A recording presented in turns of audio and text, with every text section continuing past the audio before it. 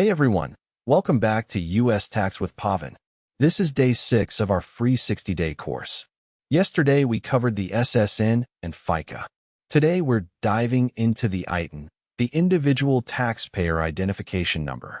If someone cannot get a social security number but still needs to file US taxes, the IRS gives them an ITIN. By the end of this lesson, you'll know exactly who needs one, how to apply, what you can and cannot do with it, and how to avoid the mistakes that get applications rejected. Let's make it simple. Here's our game plan for today. First, what an ITIN actually is and who needs one, with real examples. Second, a full side-by-side comparison of ITIN versus SSN. Third, what you can do with an ITIN and what you absolutely cannot do. Fourth, Form W-7 and the documents you need. Fifth, the 3 ways to apply and how long it takes. And finally, renewal rules, common mistakes, and a quiz to lock it all in. Let's start from the top. Quick bridge from yesterday.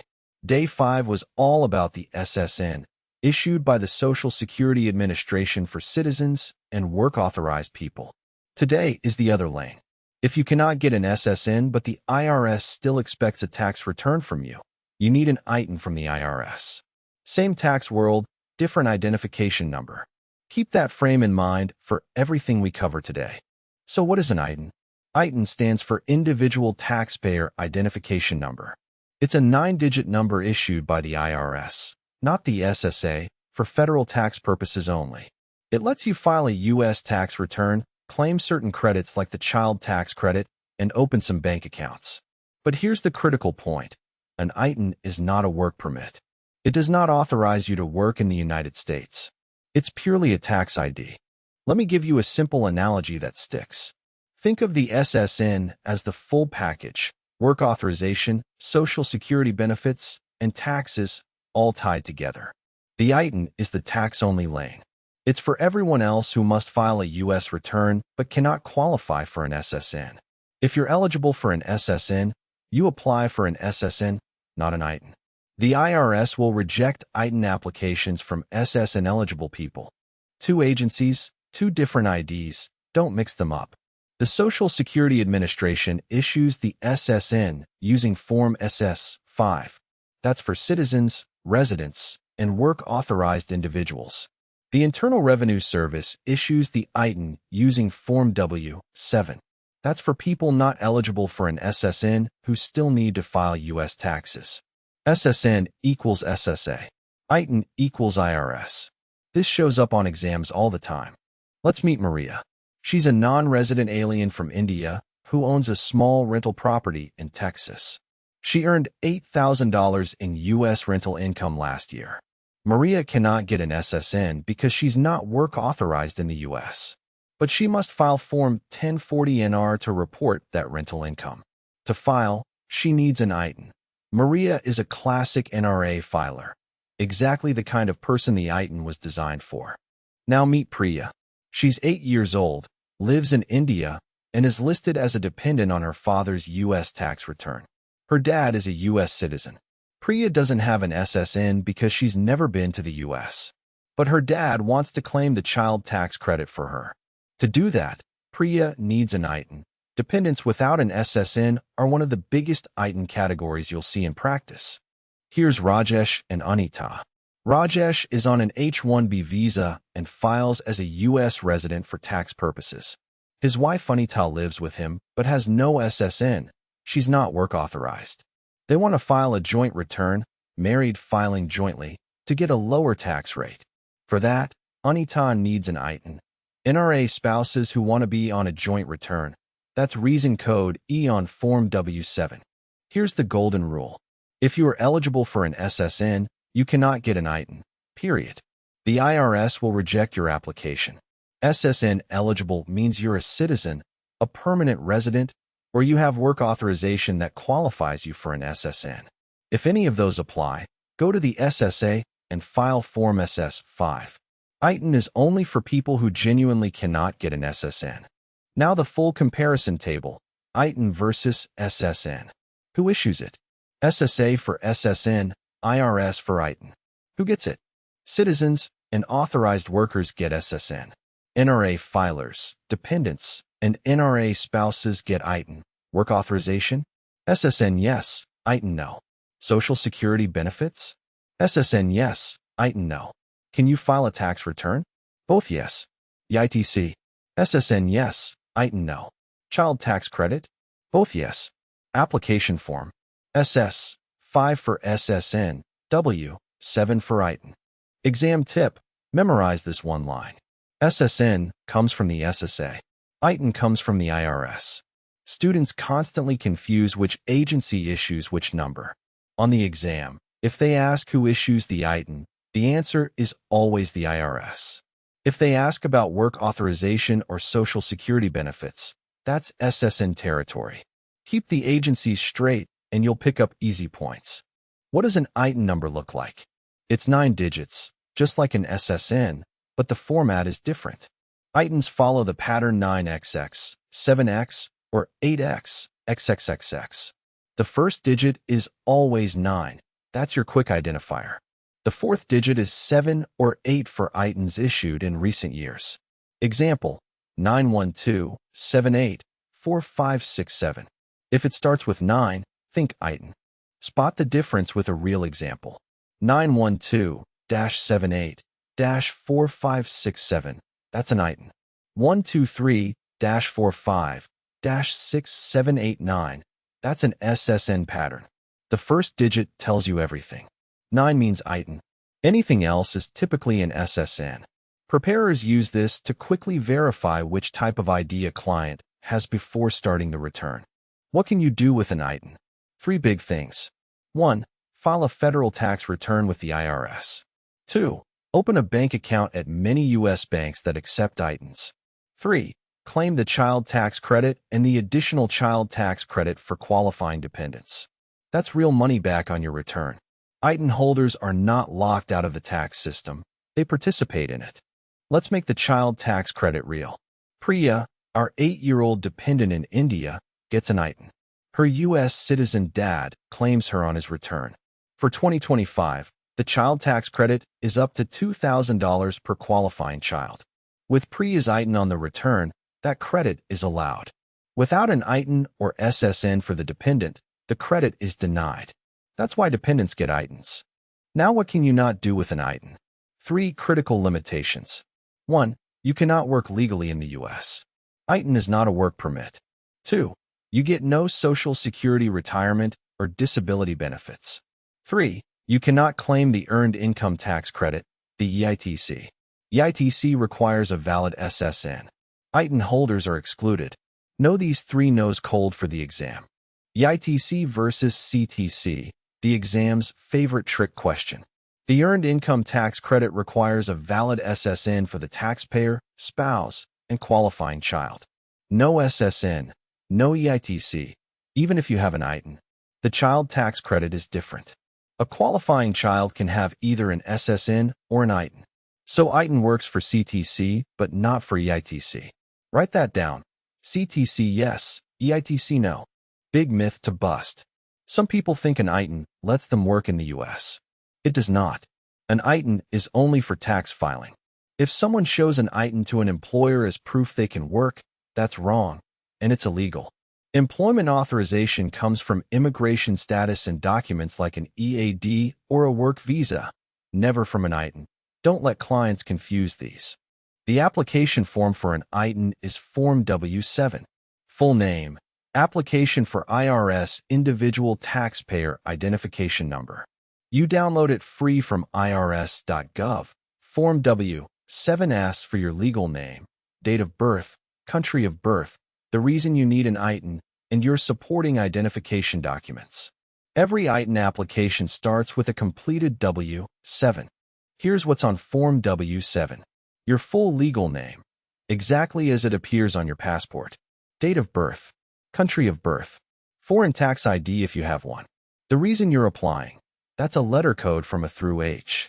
Your visa type and entry date into the U.S. if applicable. And a signature. Get the name right. Mismatches between W-7 and your passport are a top rejection reason. The reason codes on Form W-7 tell the IRS why you need an ITIN. Code non-resident alien required to file a U.S. return, like Maria with rental income. Code B, U.S. resident alien filing a return. Code D, dependent of a U.S. citizen or resident. Code E, spouse of a U.S. citizen or resident filing jointly, like Anitha. Pick the wrong code, and your application can be delayed or rejected. Don't confuse your W forms. W-7 is the ITIN application. SS-5 is the SSN application at the SSA. W-4 is what you give your employer for withholding. W-9 is the taxpayer identification certification for independent contractors. For different forms, for different purposes. On the exam, they'll try to swap them. W-7 for ITIN, always. Quick recap of Part 1. ITIN is a 9-digit tax ID from the IRS for people who cannot get an SSN. Format starts with 9. You can file taxes and claim CTC, but you cannot work, get SS benefits, or claim EITC. Application is Form W-7 with reason codes A through H. Next up, the documents you need and the 3 ways to submit your application. Welcome to Part 2, how to actually apply for an ITIN. This is where preparers earn their money, because document mistakes are the #1 reason applications get rejected. We'll cover what documents you need, 3 different submission methods, processing times, and how to renew an ITIN when it expires. Let's get into the paperwork. Documents are everything. The IRS needs to verify 2 things, your identity and your foreign status. The best single document is a valid passport. A passport is what the IRS calls a standalone document. It proves both identity and foreign status by itself. You don't need anything else if your passport is current and valid. Why is the passport so powerful? Because it alone satisfies both requirements, who you are and that you're a foreign national. No birth certificate needed, no national ID needed, no extra paperwork. 1 valid passport attached to Form W-7, and you're covered on the document side. That's why almost every ITIN application you see in practice uses a passport. Back to Maria. She only needs her Indian passport, nothing else. Her passport is valid, not expired. Name matches her W-7 exactly. She attaches it with her completed Form 1040 NR showing the $8,000 of rental income. Passport plus W-7 plus tax return. That's Maria's complete package. Simple and clean. No passport. You can use 2 alternative documents together. Option 1, national ID card plus birth certificate. Option 2, U.S. visa plus driver's license.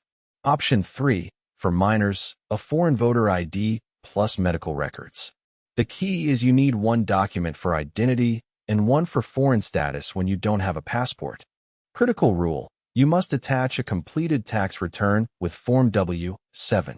That means Form 1040 or Form 1040 NR, depending on your situation.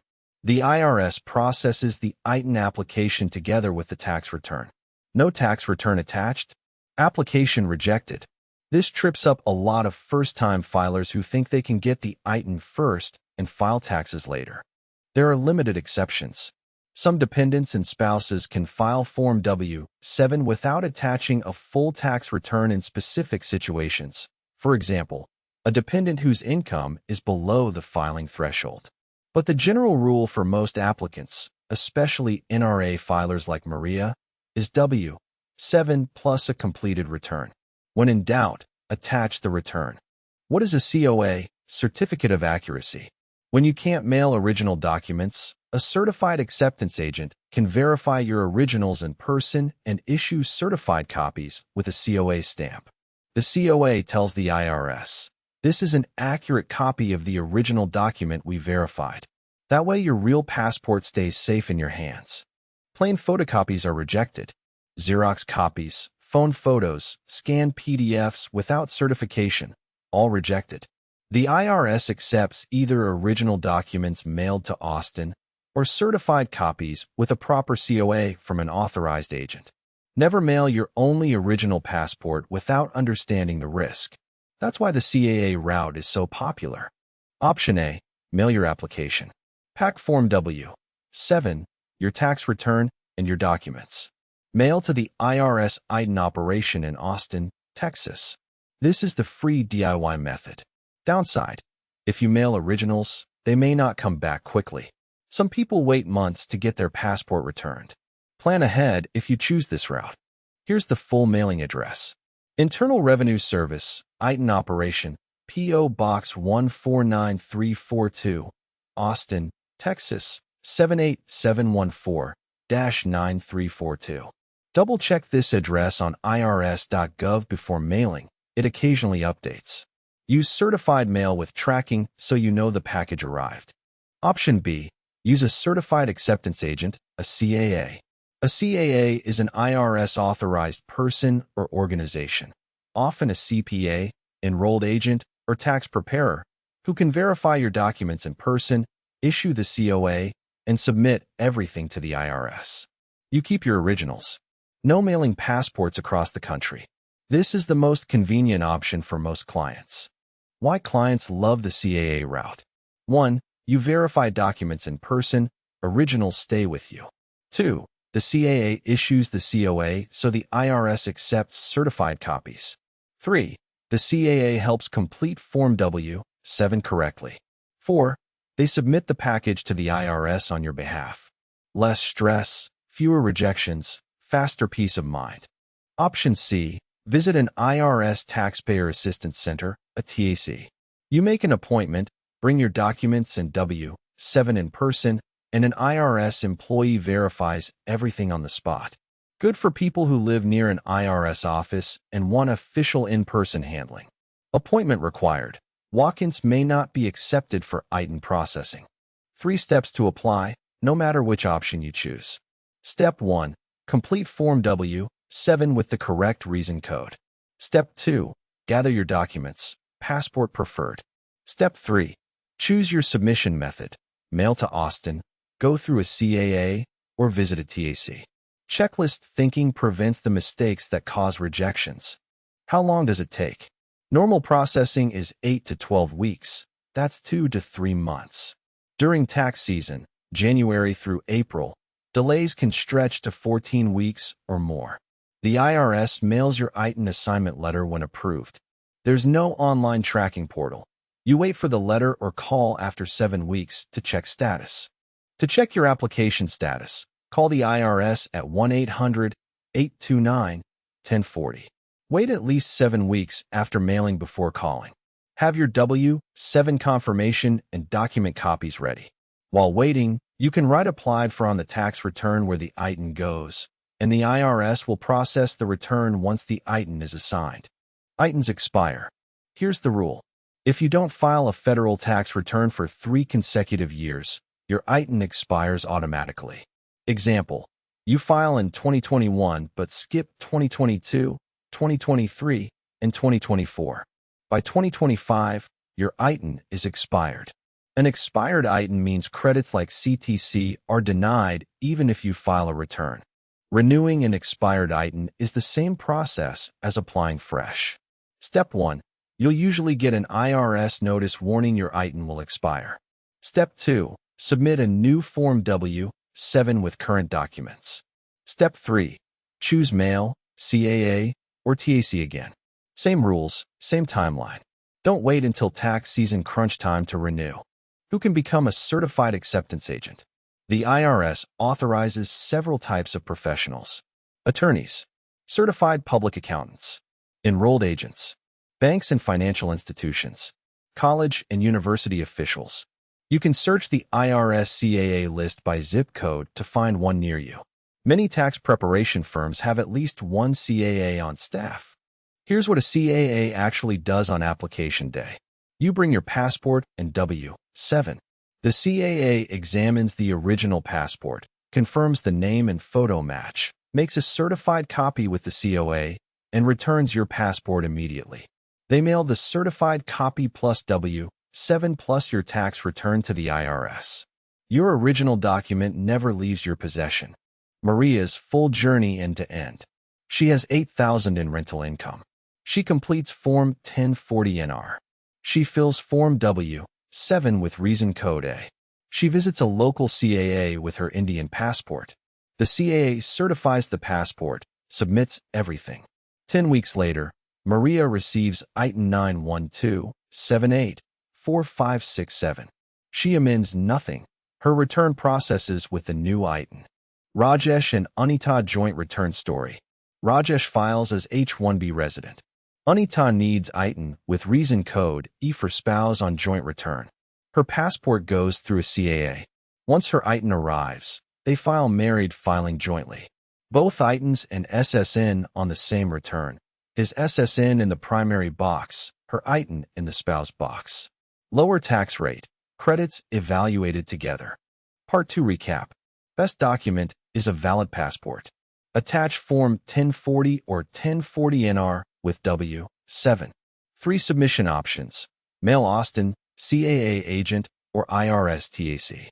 Processing takes 8 to 12 weeks. ITIN expires after 3 years of no filing. Renew with a new W-7. Next, common mistakes, where ITIN goes on the return, and your quiz. Part 3.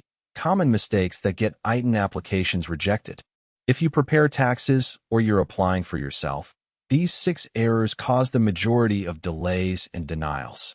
Know them before you submit, not after you get a rejection letter 3 months later. The 6 biggest mistakes. 1. No tax return attached to W-7. 2. Uncertified photocopies instead of originals or COA copies. 3. Wrong reason code selected. 4. Name on W-7 doesn't match the passport exactly. 5. An SSN-eligible person applying for ITIN. 6. Expired passport or visa. Any one of these can stop your application cold. Use this checklist before you submit. Form W-7 completed and signed. Check. Completed tax return attached. Check. Valid identification documents, original or COA certified. Check. Correct reason code selected. Check. Name matches exactly across all documents. Check. Run through this list every single time. Where does the ITIN go on the tax return? Same place as an SSN, at the very top of Form 1040, in the box next to your name. Filing jointly. Taxpayers SSN or ITIN in the first box, spouse's SSN or ITIN in the second box. Type all 9 digits exactly. One wrong digit, and e-file rejects the return. Think like a preparer about expiration. A client files with an expired ITIN. The return might be accepted, but refundable credits like the additional child tax credit will be denied. The IRS won't pay those credits until the ITIN is renewed and the return is corrected. Always verify ITIN status before promising a refund to your client. Day 6 key takeaways. 1. ITIN is IRS issued. SSN is SSA issued. 2. Format starts with 9. 3. File taxes and claim CTC yes, EITC no. 4. Form W-7 is the application. 5. Passport is the best document. 6. Attach a completed tax return. 7. 3 ways to apply: mail, CAA, or TAC. 8. Expires after 3 years of no filing. Processing is 8 to 12 weeks. Quiz time. Question 1. Who issues the ITIN? Is it A, the Social Security Administration, B, the Internal Revenue Service, C, USCIS, or D, your state government? The answer is B, the Internal Revenue Service. The IRS issues ITINs. The SSA issues SSNs. Don't swap them. Question 2. What is the correct ITIN format? A. Starts with 1. B. Starts with 9. C. 8 digits only. D. No standard format. The answer is B. Starts with 9.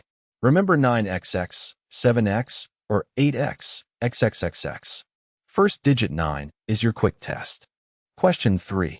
Can an ITIN holder claim the Earned Income Tax Credit? A. Yes. B. No. C. Sometimes. D. Only with the Child Tax Credit. The answer is B. No. EITC requires a valid SSN. ITIN does not qualify, but CTC does work with ITIN. That's the distinction. Question 4. What is the normal ITIN processing time? A. 2 to 4 weeks. B. 8 to 12 weeks. C. 6 months. D. 1 year. The answer is B. 8 to 12 weeks. That's 2 to 3 months. Tax season can stretch it to 14 weeks. Question 5. When does an ITIN expire? After 1 year. B. After 3 consecutive years with no tax return filed. C. After 5 years. D. Never. The answer is B. 3 consecutive years without filing a federal return. Then you must renew with a new W-7. Question 6. Which form is used to apply for an ITIN? A. Form SS-5. B. Form W-4. C. Form W-7. D. Form 1040. The answer is C. Form W-7. SS-5 is SSN. W-4 is withholding. 1040 is the tax return itself. W-7 is the ITIN application. Preparer's cheat sheet. Pin this. ITIN equals IRS. 9-digit, starts with 9. W-7 plus tax return plus valid docs. Passport is standalone. CAA for certified copies. Mail Austin, Texas. 8 to 12 weeks processing. 3-year expiration rule. CTC yes, EITC no. Not a work permit. Reason codes A through H on W-7. Your homework. Print the Day 6 quiz from your course printouts. 15 questions to practice. Review Form W-7 on irs.gov so you recognize every field. And get ready for Day 7, filing status and dependents. We'll cover single, married filing jointly, head of household, and who counts as a dependent. Quick reminder on the W-7 and tax return connection. They travel together. The IRS uses the tax return to confirm you actually need the ITIN. Maria's rental income on Form 1040 NR justified her ITIN. Priya's dependent status justified hers. The return and the W-7 tell one consistent story. Make sure they match. Document rules in one slide. Valid passport. Best choice, standalone. No passport. 2 documents proving identity plus foreign status. Originals or COA certified copies only. No plain photocopies. Documents must be current, not expired. Names must match W-7 exactly. Follow these rules and your approval rate goes way up. You're ready for Day 7. Tomorrow we tackle filing status. Single, married filing jointly, married filing separately, head of household, and qualifying surviving spouse. Plus qualifying children and qualifying relatives. The ITIN you learn today connects directly. Dependents on your return often need one. Great work today. And that's Day 6 complete. We covered the ITIN from start to finish, what it is, who needs it, how to apply, and how to avoid rejection. This lesson was created by Ashamani Pavan Kumar. Reach me at a.pavankumar144@gmail.com. Thank you for watching and keep learning. Please like the video, share it, subscribe, and turn on notifications. I'll see you in Day 7. Take care.